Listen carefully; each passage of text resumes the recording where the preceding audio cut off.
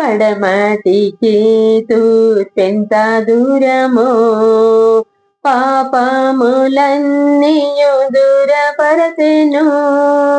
పడమటికి తూర్పెంత దూరమో, పాపములన్నీయు దూరపరచెను.